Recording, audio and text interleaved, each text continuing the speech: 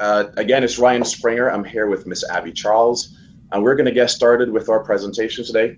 We have, unfortunately, our IDB colleagues were not able to make the call today. The author of the book Restoring Paradise in the Caribbean, which we're going to present on today, she just had her baby and so was not able to make it today. And so we're going to go ahead and do a general overview of that report for you.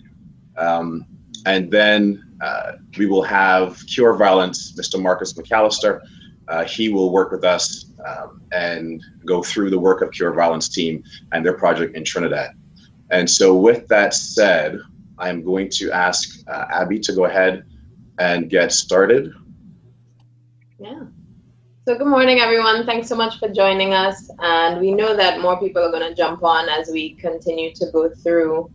Ryan and I'm from Trinidad. Ryan is from Barbados, and we're both from the Caribbean, and we both work in public health here in the US. And as we started having conversations, we recognized that there are opportunities for us to be doing more work to improve public health in the Caribbean and across the Caribbean. But we thought that a good way to start engaging more in improving our public health systems in the Caribbean would be to start by just increasing dialogue about public health and increasing the community's awareness about what public health is. So as part of this, we started this series called Our Health is Our Culture. So trying to transform health from something that only occurs when we are ill to getting people to recognize that health is part of every aspect of our life. It's our culture. So as we get ready to set the context, we want to ask you all to try on these different views, new views. Some of you might presently be working in health. Some of you have no experience in health whatsoever or public health, and this might be new content for you. So try on new ideas, new information, and remember that it's totally okay to disagree with the views that are going to be presented today.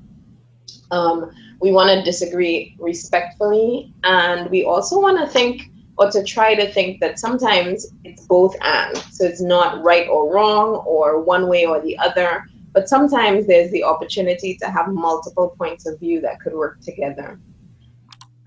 So as we're talking about public health, what is public health, right? So public health is this amalgamation or combination of so many different pieces that come together, right? We prevent disease and injury. Where they're public health researchers, practitioners, educators. We work with communities and populations rather than with individuals. We look at the causes of disease and try to address those broad causes with large-scale solutions rather than necessarily looking at individual solutions to individual health issues. So we're looking at the broader causes of health challenges. Now, when we think about public health, oftentimes, people are like, what do you do? What is this work? And as we think about 10 of the big accomplishments that public health has achieved over the years, we think about vaccination. So large-scale solutions to address health issues. Motor vehicle safety overall. We've seen, reduction in deaths due to increased use of seatbelts, et cetera. Those were all introduced through public health strategies. Safe workplaces, control of infectious diseases, decline in deaths from coronary heart disease and stroke has also been due to public health. Family planning, reduction in infant mortality, healthy mothers and babies, fluoridization of drinking water to improve our teeth and our dental caries, and recognition of tobacco use as a health hazard. These have been some of the big accomplishments that we've achieved, and there are many more, but these are some that many people could recognize as large-scale campaigns. So as we think about the difference between public health and healthcare, oftentimes our health focus is on healthcare. So we're looking at individual patients, we're looking at treating and healing people who are ill, but public health looks at the community as its patients. So we want to try to improve the health of a population as a whole. We also work to prevent illness, but we look at what are some of those social determinants that are addressing health. So what are some of the broader picture issues that are affecting health? And that's sort of why we're talking about it, like violence today. And we'll get more into it, but it's a broader social determinant of health. And there are many intersections between healthcare and public health, but we sort of want to start focusing more so on some of these social determinants rather than just healthcare. Because presently, and what my next slide is going to show, is that most of the funding for health goes to healthcare, while in reality, when we look at premature death, whether you have access to health care or not, it only affects 10% of whether you are going to die before you're meant to or not. Some of it is genetics, some of it is tied to individual behavior, and a lot of it is social and environmental factor related. Next slide as well. This slide is from the University of Wisconsin and their population health work. And clearly what we see is that physical environment and socioeconomic factors affect 50% of our population's health, when the majority of our funding for health goes to the little 20% pie that you see that is actually tied to healthcare. So healthcare really and truly only affects 20% of our health outcomes. The rest of it is much broader. And when we talk about social determinants of health, I use that word, violence is one of them. But what we're looking at is economic stability, neighborhood and physical environment, housing, parks, walkability of our areas so that people can even access exercise, education, how they say that how well educated someone is going to affect their outcomes and health in the long term. Your access to food, the community and social context, what support systems are available, what does discrimination look like in your community? All of these things affect our health. And then, of course, the healthcare system. We're not saying it's not important, but it's one of the factors. This slide from the Centers for Disease Control highlights that in order for us to start addressing health,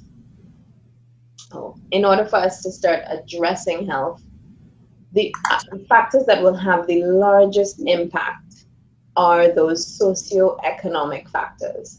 So looking at changing the context in which individuals make decisions related to health and addressing violence, addressing housing, addressing transportation, addressing whether people are sitting in traffic for hours before they go to work. That's what's really going to get us to a space where we're improving the broader health of our communities. It's not just in ensuring that we have the right number of doctors in our community. So the goal of this webinar, and the reason why we want as many people as possible working in multiple disciplines to start talking about health, is because health is not just for doctors. Health is not just for people working in public health. Health is for every single one of us to be involved and think about, how do we start integrating health in the policies that we create in our communities and in our countries? So we're looking at policies, systems, and environments. Most of this webinar, we're not going to be talking about individual health issues. We might talk about issues like diabetes, but from a broader public health context. We're looking at health in all policies. We're looking at this collaborative approach of improving health by incorporating health considerations and into decision making across sectors. Think about, how does health intersect with your work? To make health in all policies a reality, we're using the framework similar to what's being used in the US now, called Public Health 3.0. So we want to start talking about economic development, education, transportation, food, access, environment, housing, and safe neighborhoods. And our presentation today, we're going to look at some of the data from an IDB recent report called Restoring Paradise in the Caribbean, which looks at crime and violence in the Caribbean. And we're going to hear from Cure Violence. which is an organization based in Chicago that has been working with grassroots community members in Trinidad and Tobago with the hope to expand to other Caribbean islands to really start looking at violence as a public health issue and using public health strategies to address violence. Thank you, Abby. And you're going to realize that every time we host one of these webinars, we want to continue setting that context, that this is really a discussion broader than just an individual and their particular need, but we're looking at population health and how do we implement interventions that assist the entire population in improving their health and wellness. And so, as Abby mentioned, I'm going to be talking a little bit about this report from IDB, which came out a couple months ago, called Restoring Paradise in the Caribbean, Combating Violence with Numbers. And again, unfortunately, the IDB team could not be here today, but we'll follow up with them in a more detailed conversation in one of our other webinars going forward. So I will try to do justice and give a couple highlights from that report. And so I'll start with this. From the report, it showed that an average of 40% of the Caribbean population identifies crime and security-related issues as the main problem facing their country, even above poverty, the economy, or inequality. And so I think that was an important statement to come out of the data that they collected in putting together this report. And so with this report, they were trying to answer a couple of questions. And so initially, I think there are about 4 or 5 questions they're trying to answer with this report.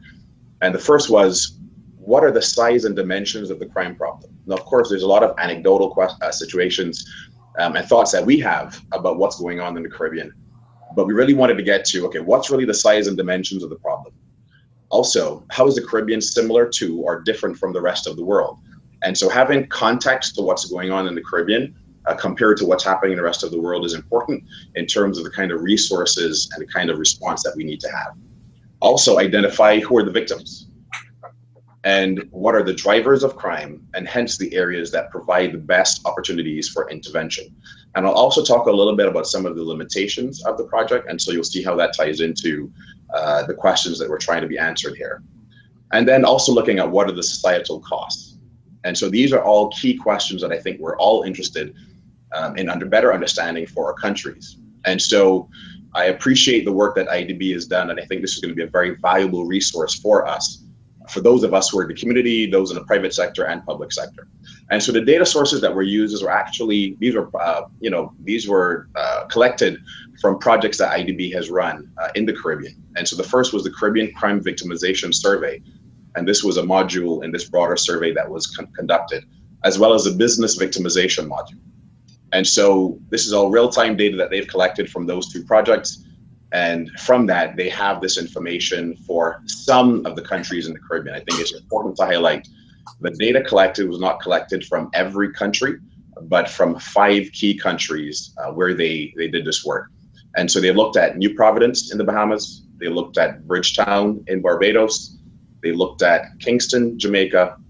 They looked at Paramaribo, Suriname, and Port of Spain, Trinidad and Tobago. And so again, they looked at the capital areas within those countries. So even within a particular country, there's some limitations about the data that they have. And so I just want to put that on the table so everybody understands, although it gives us and paints a picture of what's happening in the region, that data was collected from some specific countries in the Caribbean. And so some of the conclusions. The Caribbean suffers from particularly high levels of interpersonal violence relative to the rest of the world. And this violence is related to several factors. So again, that comparison to the rest of the world is important. So we do have high levels of interpersonal violence. And the factors that they teased out of this data were experiences of violence in the home, attitudes toward violence in the home, early experience with violence and risky behaviors amongst youth, gang activity, community violence, that should read, and use of guns. And so the use of guns really was, I think they have a whole chapter about the increase in the use of guns in some of the countries. And there are links in the description on the YouTube page. We'll send those links out as well on the website, where you can actually download the entire report for free. And so that's an important document, I think. It's a long document, but I think the summaries that we provide and the conversations about it are important for you going forward. So along with the conclusions, only 53% of the crimes measured in the Caribbean victimization survey were reported to the police. Now that's an important fact. So only 53% of the crimes that were measured in the survey data that was collected were actually reported. And so that speaks volumes to the data being collected locally. And if you only have 53% of those crimes being collected or reported, then your response is not going to be measured, given the situation that you're dealing with. And so the most prevalent crimes in the Caribbean, assaults and threats, were the least likely to be reported. And women, youth, single individuals were all less likely to report violent crimes.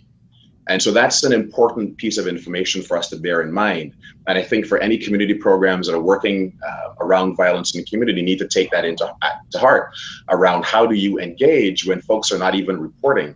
And of course, I don't have that data here. I think they do mention that in the report in terms of what are some of the reasons behind people not reporting these crimes.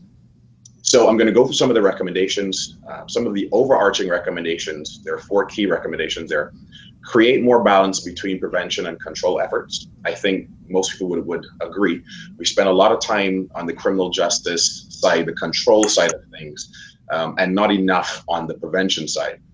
Also, prioritize target populations and geographical areas. And so if we know we have specific areas that we need to target, spend our time and resources there. And then also look at the broader prevention efforts that we can take across the island. Implement evidence-based interventions and evaluate.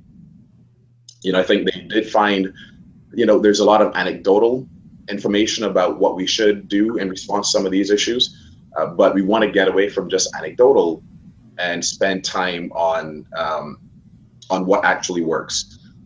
And so some of the actual topical recommendations, these are more detailed recommendations now. And this is where I definitely encourage you to get into the report itself, because under each of these categories, they highlight specific evidence-based practices that have worked in other jurisdictions. And so it's really, a template for what we could do to intervene in our countries.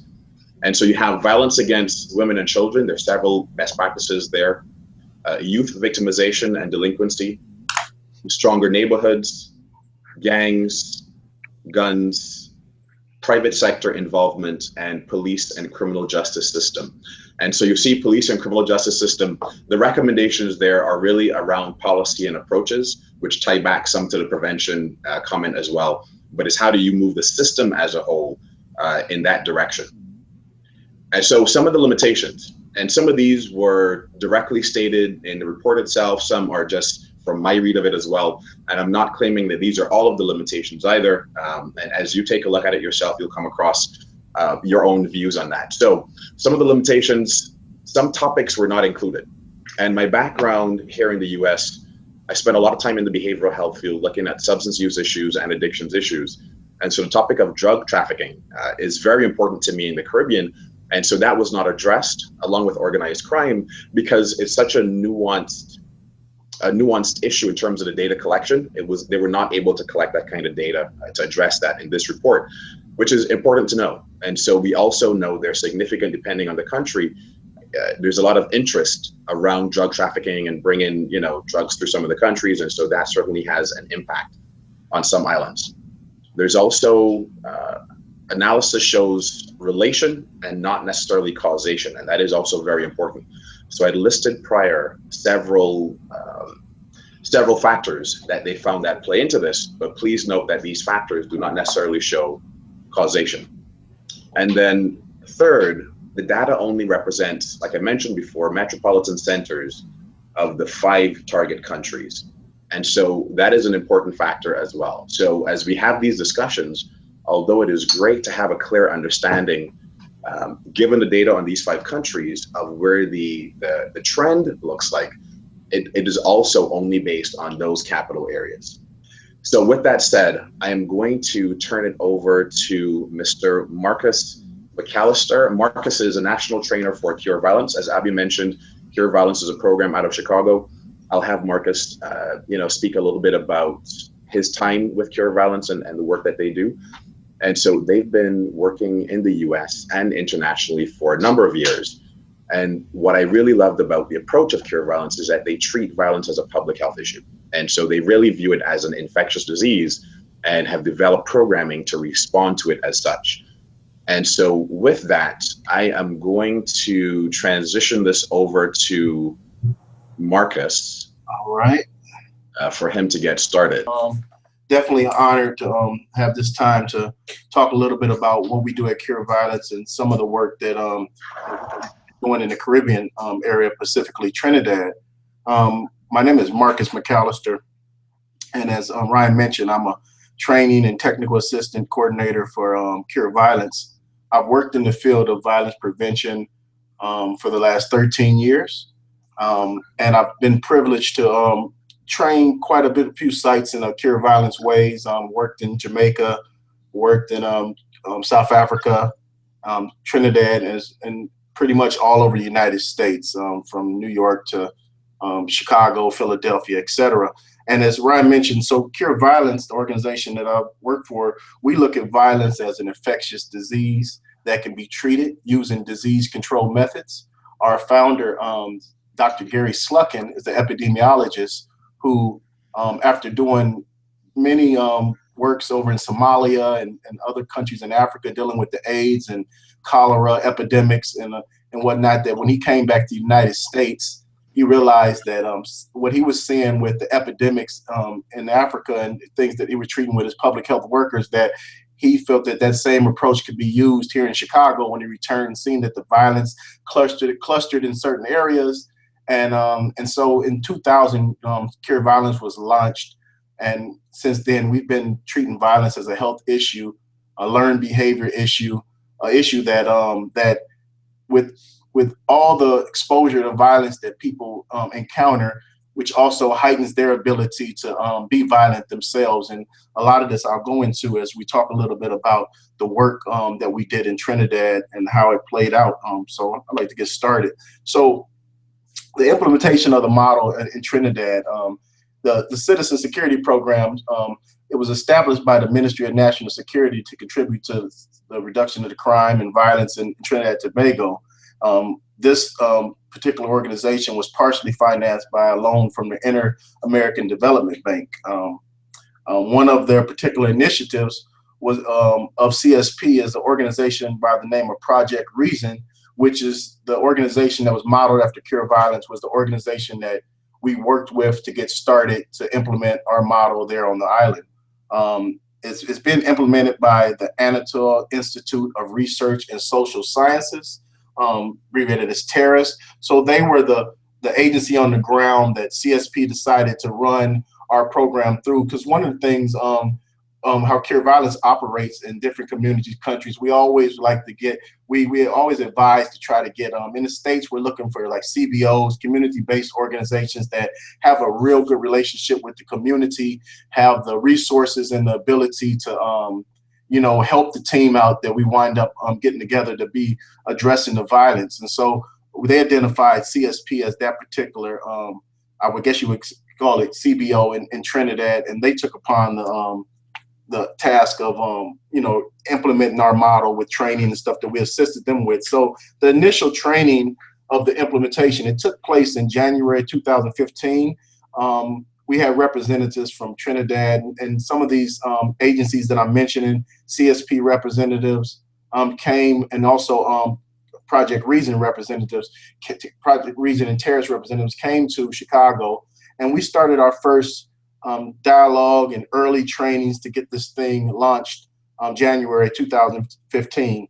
But then we became fully operational in June of 2015. So after they visited here, by June of 2015, we did our first training on the ground in Trinidad with the team that was selected through hiring panels and whatnot. So we took about 4 or 5 months to make sure we had everything in place, and then we were ready to rock and roll.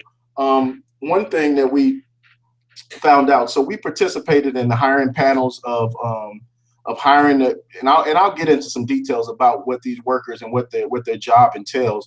But we participated in hiring panels. We did 40-hour training for their line staff, workers, which we call violence interrupters and outreach workers.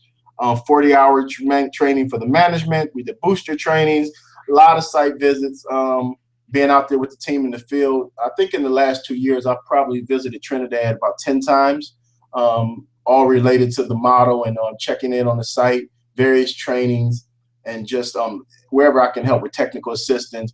And also I have bi-weekly, monthly calls with the team there on the ground. So we look at violence as Brian mentioned, as a health issue, and violence is a health issue, and we know how to stop epidemics. And one of the ways that we stop them is the same way that you would stop any epidemic, whether it be violence or Ebola or the flu. You have to interrupt the transmission of that particular spread. You have to prevent future spread, and then you need to change group norms, because just like as I think about when Dr. Slucken and when they were working in Somalia, and there was a situation where they were going down to the health workers and stuff, were realizing that a lot of the villagers were getting sick from getting cholera from drinking the water that was not healthy for them. And so the health workers that were part of Dr. Slucken and them team at that time, so they were like the interrupters. So they were trying to stop the individuals from constantly going to this particular water hole or whatever and drinking, and trying to educate them that this is not healthy for you.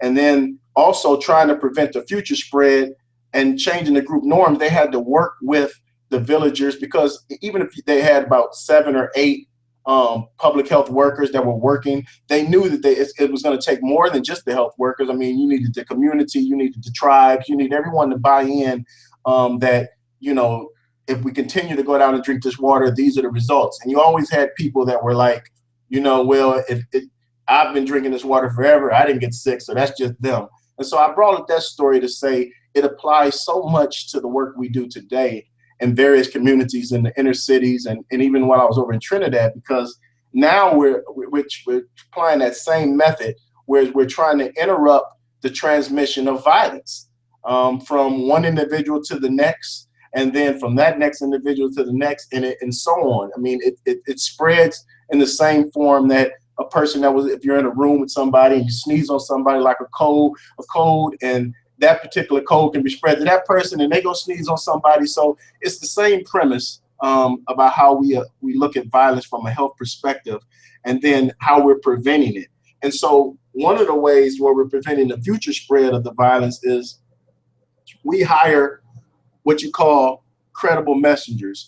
Credible messengers are individuals that, if I can use like a medical term, they were individuals that were infected themselves at some point, but were able to get healed. So they're very familiar with violence, the cause of violence. In many cases, they themselves might have been some of the cause of the particular violence. So but the reason we target them as being our outreach workers and violence interrupters, because who better to help change somebody's mindset and behavior with pertaining to violence is someone that they can relate to. When I say they, I'm talking the community or the area that we're servicing. So we went to Trinidad, we sat on hiring panels, and we identified credible messengers that were from various parts of the island where we were servicing this model. We're in 16 areas in Trinidad, all in East Port of Spain. So we're not in the whole island of Trinidad, obviously, but we focused on East Port of Spain, 16 communities that the data showed that were very high, and I'll get to those communities in a second, but the data showed that those neighborhoods were the areas where we needed to concentrate on. So we want to hire individuals that, for one, have credibility, they're respected, know what's going on in the neighborhood, have the ability to talk someone out of doing something crazy, with training and help from us as we help them bring that skill out of them. Familiarity with the target population, obviously understanding the dynamics of gangs and violence and why people turn to violence and do the things that they do. We also help with the community mobilization and the culture shift.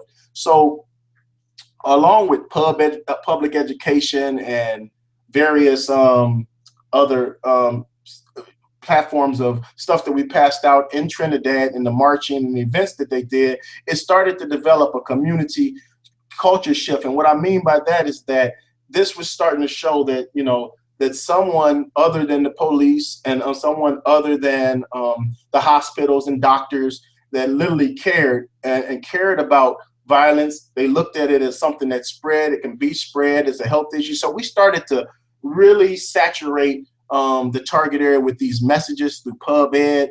The team got out there and canvassed, and I was able to go out with them in certain project areas, Upper Nelson Street and Duncan Street, and these are areas that are rough areas, and areas where buy-in is not the easiest thing. But when you have individuals working for you that you hired that are from that community who have so much respect, the buy-in was a little easier, because we had the right people who they respected, and seeing that this wasn't an organization or a company that was coming in trying to take over and do something. We were using the people from the community, from that particular area, allowing them to be the face and be the particular individuals that were going to help with this particular process. The shift of some of the criminal messengers' behavior also had a positive effect on the community. And I mentioned this to Ryan, is that one thing about this particular health approach to violence is that we're looking at violence from a health perspective. We're attacking it from using disease control methods. We have tremendous success, and I'll get into that in a second as well. But one thing that happens is that the workers we hire, their behaviors are shifting. I mean, they're changing. They're becoming these positive role models in neighborhoods where they were known not to be so positive or not to be so healthy themselves. So that shift has a very positive effect on the community. So they look up and see certain guys marching or wearing these shirts to say, "Don't shoot," or "Project Reason Trinidad." And so it was a very positive reception. And I think it went over real well. The Cure Violence trainers, we do a hands-on approach. We like to be amongst the people. So, we spend a lot of time in the community, going around to events, participating in particular responses to shootings and different things that occurred while we were there, but very hands-on, because we feel like we want the team and to be, comfortable with us. And we have a lot of experience for working in other countries, and that we were able to aid and help with our expertise. The community buy-in to the model was very essential to the success of the Cure Violence Replication Project Reason in the Trinidad area. Some of the successes that were experienced, obviously the biggest success was reduction in shootings and homicides. We immediately seen reductions in shootings and homicides from the minute we launched the program. And since we've launched, we've seen nothing but reduction in shootings from data provided from us from CAPA. Also, the culture shift, how violence can be treated. I mean, it was a success in that, whereas that people on the island of Trinidad were very open to this approach. They understood how we were treating it, and how the staff that we hired were kind of like, they were like the antidote. They were like the medicine that was needed constantly to be out there in the field to deal with some of the situations that occurred and the mediations that took place. And also culture shift with how violence can be treated, but then also staff becoming professionals and finding purpose for their life. We thought that was very important, that these particular staffers who were from these various institutions, areas, that they were becoming professionals, that they were being taught how to be a professional. This was a different type of job for them, and they were able to, add skills, something inside them that they probably didn't know that they had in them. And I'm humbled and blessed to be of assistance to help bring some of that purpose out of them. And the relationships have grown, and these have become my brothers and sisters. And I talk to them constantly. They become my family. Some of the challenges that we encountered was contractual and overall management of the program. Some of these type of challenges you necessarily don't see in the beginning, because you just don't know how someone is going to be with their business side of things with regards to making sure the team is paid on time, et cetera. Just the little things, making sure the resources don't run out, et cetera. So we had some challenges with regards to those things, the way the contract was set up, et cetera. Also, some challenges with the resources to better implement the program. And that's a challenge that we find all over when we're implementing this model, even in the States. Resources are always very scarce. It's not like everyone wants to work with our population. Our participants that we put on our caseload and that the Trinidadians putting on their caseload, these are high-risk youth for the most part, but just high-risk individuals. And so getting the resources that can best help them is not always the easiest endeavor. And so it was a challenge in itself to set up and get, different things set up, whether it be anger management, mental health, and job preparation, and different things that we know are needed to be a success. And then the last one right here, I found this to be interesting as I was in the neighborhoods and signing up high-risk participants. And so I put in parentheses there, as you can see, is they want money to be involved. So one of the things that I found out being in Trinidad is that one of the big things out there is these things called contracts. And basically just a contract is just, work. It boils down to contracts, who's getting work and getting money. So when I say that it was a challenge signing up high-risk participants, there wasn't a challenge mediating stuff because the guys were from the neighborhood, so they were able to intervene and try to stop some stuff from escalating to where it would be like mass murders and mass homicides, retaliations. And that's usually our violence interrupters. But our outreach workers, they're tasked with the job of signing up participants, high-risk participants, signing them up on their caseload and working with them regularly to help them out. Now, you would think that, hey, this is a benefit, but, a lot of people, and I learned this, they're like, hey, they look at it like, well, what do you have for me situation? Like, what do you have for me? What do you got for me? If I'm going to even be a participant involved, I need some money, I need some help. And so I found that a lot of the staff in Trinidad they were coming out their pocket quite a bit. They felt that they needed to do it. They didn't want to, not look out and aid. And so that reason it became a challenge is because, the organization, whether it be CSP or Project Reason, wasn't properly set up and didn't have like line items to the side for certain things that their workers would need to do. I mean, to be able to help. Now, I'm not just talking about being willy-nilly and just giving away money left and right, but when we're dealing with someone that we feel is highly infected, very violent, and is giving us his attention to be able to work with him, the staff look at it as like, if he's like, look, well, I want to learn more, hang with you, but I need some money. If not, I got to roll. And so these were challenges that I seen that were a little different. I said from the start that they were going to have issues signing up participants because of that whole element of lack of resources, poverty, money, and just, not wanting to be a part of something for nothing. I'm talking about the high risk individuals, not just people in the neighborhood who might have needed help or at-risk kids. We're talking about the very serious, the ones that are shooting and being shot at. Those are the ones I'm mentioning. And so I brought up some numbers here. So this is this is from CAPA, which is this is the data source in Trinidad. One of the data points that was being used. So if you look, we started in 2015, roughly, as I said, around June. But if you look at the numbers, I mean, from 2010, it was 89 murders in the areas where we work. Now, this is in Project Reason communities, and these are the communities that you see over here on my left, as Belmont, East Port of Spain, Gonzales, Laventille, et cetera. But if you look starting around 2015, the trend, it was 94 in 2014. It dropped to 93 in 2015. 2016 dropped down to 57. Obviously, we're still in 2017 now, but the number of 15, as you see on this graphic, represents the numbers up until the end of March. So don't have April, May, and June as of yet numbers for Trinidad this year, but just from the team on the ground, we're still well under what the average had been the previous years and whatnot. So that was a great, that was a great success just to see the numbers went down while we were in operation there on the island. And one of the things that I like to say also played a part is that one of the things that I noticed, the collaboration on the ground, and one of the biggest collaboration, which I thought was kind of different, it was a first for me, is that in Trinidad, they have a police unit called Hearts and Minds. And so when we first were asked, did they mind if Hearts and Mind sat in our training, and we were like, we ain't really, we're training the guys from the street, we're showing them our methods and stuff. It's not like we have police in our trainings.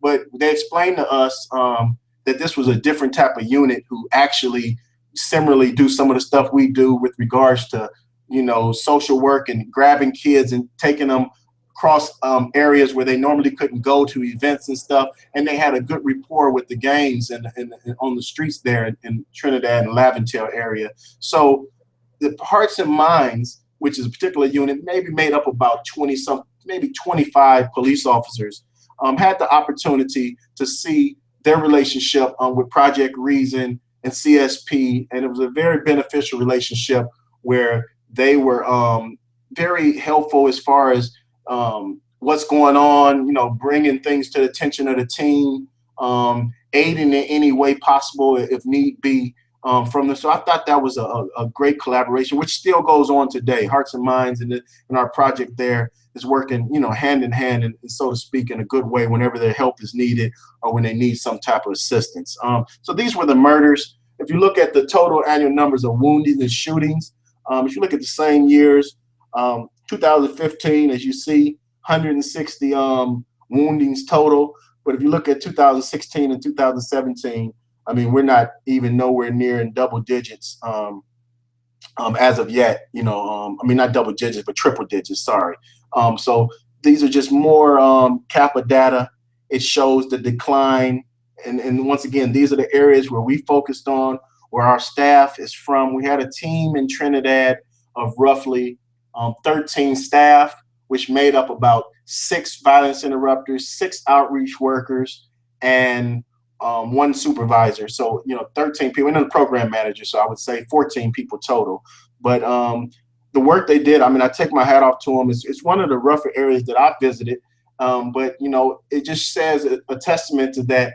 This particular approach, looking at violence from a health perspective, treating it using disease control methods, and those particular methods are identify and detect, you know, change behavior norms, and then change the community and group norms. And all this is backed up with data.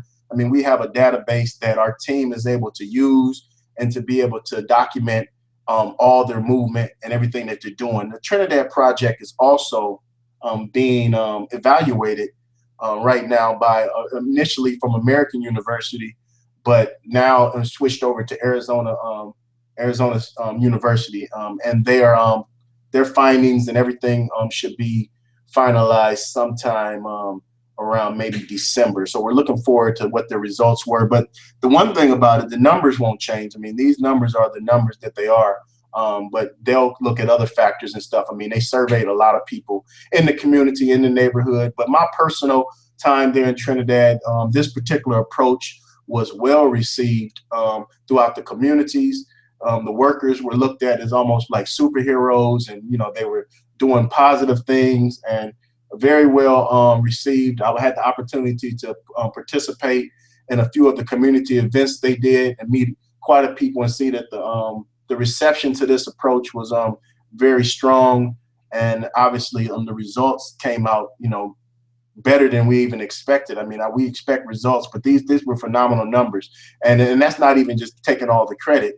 It's just the program happened to launch the same time whatever else was aiding to this particular decline in the numbers. So we're thankful for that, and happy to be of assistance in Trinidad. And as I mentioned, we also worked in Puerto Rico, Kingston and Montego Bay. Cure Violence is operating now in 60. We have 60 sites in the U.S. Operating out of about 25 cities. And as far as countries, we're working in about 10 countries. The roughest country we're working in is El Salvador and Honduras, and they've seen also a reduction upward of 50% since the implementation of the model has been there now for the last 2.5 years. And so just again, I'm big on these charts. So just again, you can see the decline. Looking at this particular form of a draft chart showing the murders and the woundings and just how the decline started to make its downward motion in 2015 and whatnot. So that's my brief breakdown of how the model was implemented in Trinidad. Obviously, this is our website. You can find a lot more about Cure Violence, and obviously I'll be here for Q&A now, but definitely appreciate the opportunity to share a little bit about our work on the ground in Trinidad and the things that we were able to do there. So thank you so much. Okay. Marcus, thanks again. We really appreciate your presentation today. And you know what? Thanks for doing that work.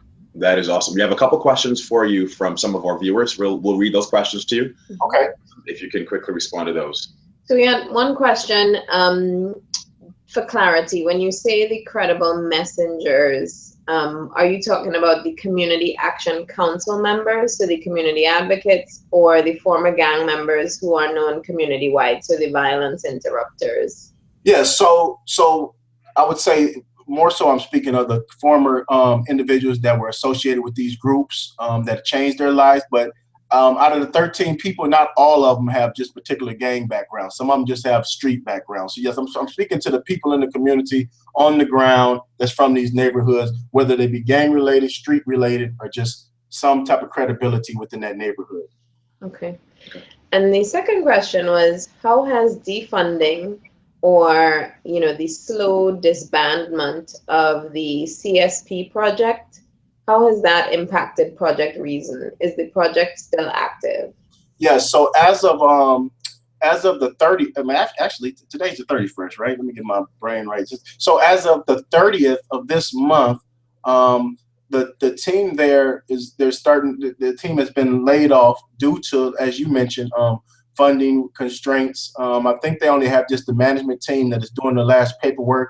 The program was supposed to end in November, but as I mentioned, some of the challenges were the management and the contractual stuff. So they're actually shut down 2 or 3 months earlier. But from what I'm seeing, some of the workers are still putting data in, they're still doing things, and but it affects us when we lose the money. Mm-hmm. So how do we sustain programs like this when funding ends? I guess that's one of our big challenges, because we see that violent crime and crime seems to be something that, I don't know if it's that it's more prevalent or whether it's just more visible because of social media. But how do we sustain these programs in tight funding environments? Do you have any suggestions?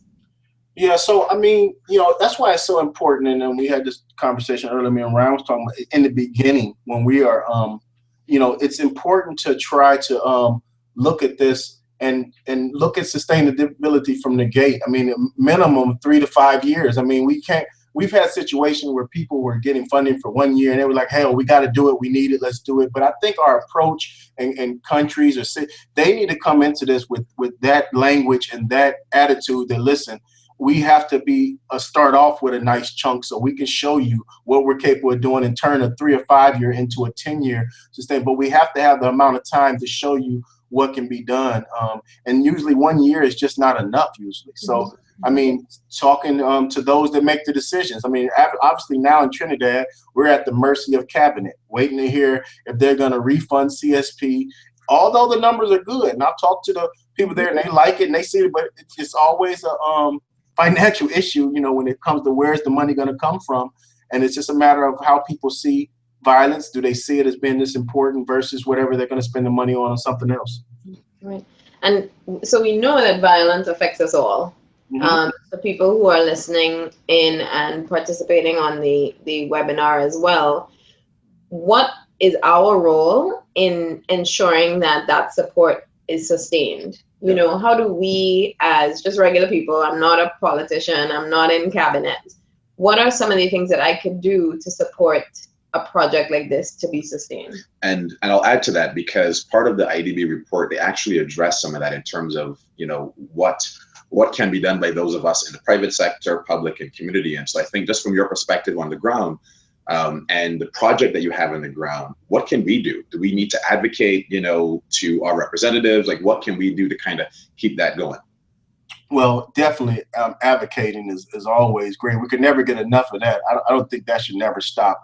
We always need to have somebody to advocate for this particular model or this particular program. And so with regards to Trinidad, I mean, same thing like I tell people here, just regular citizens and stuff. And as the sister mentioned, it's not a politician, but we have to write these politicians. We have to send them to things they need to see. If you got to send them a link and say, hey, you know, we did 4 documentaries in Trinidad that are great documentaries. They're like 5 minutes long. They're on YouTube. It shows you a lot about the work. They're awesome.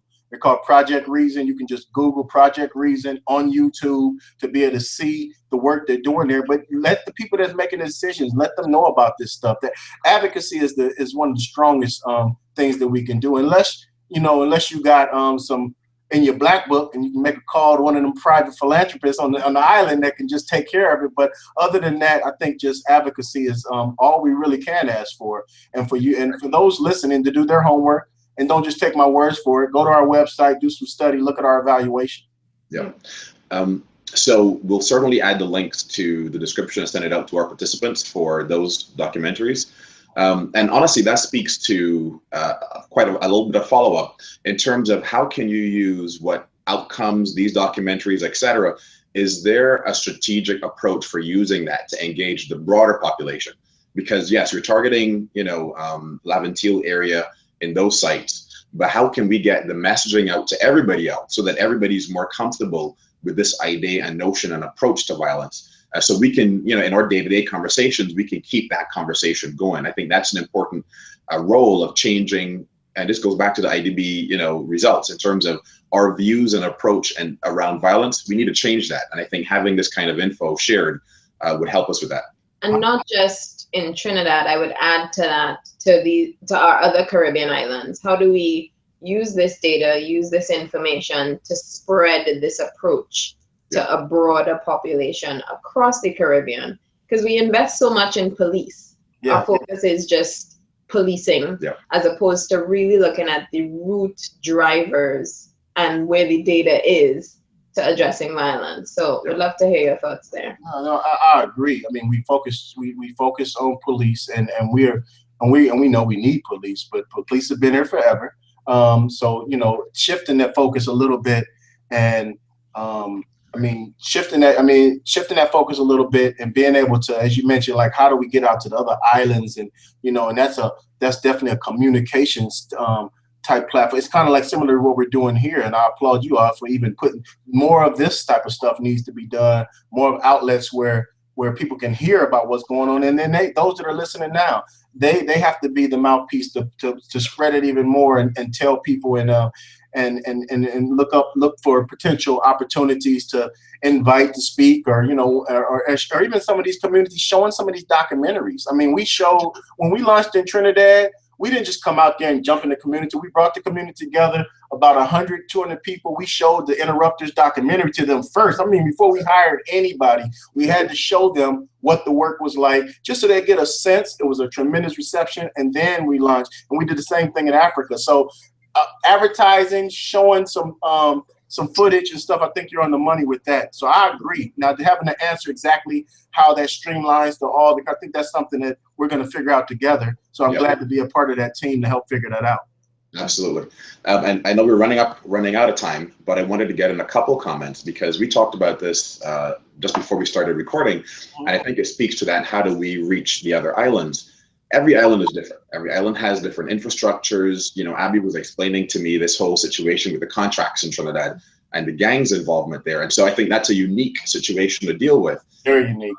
And the way that you guys do it in terms of coming in and better understanding the lay of the land that's there and existing. For example, Barbados, we have all of these community polyclinics, and we talked about the service sustainability. We have these existing community infrastructures that if we want to talk more about prevention, you have teams of professionals there who already have relationships with the community. And imagine bringing your folks from the community in connection with those polyclinics. That's a more sustainable approach. You're going to have a location where they can be housed out of.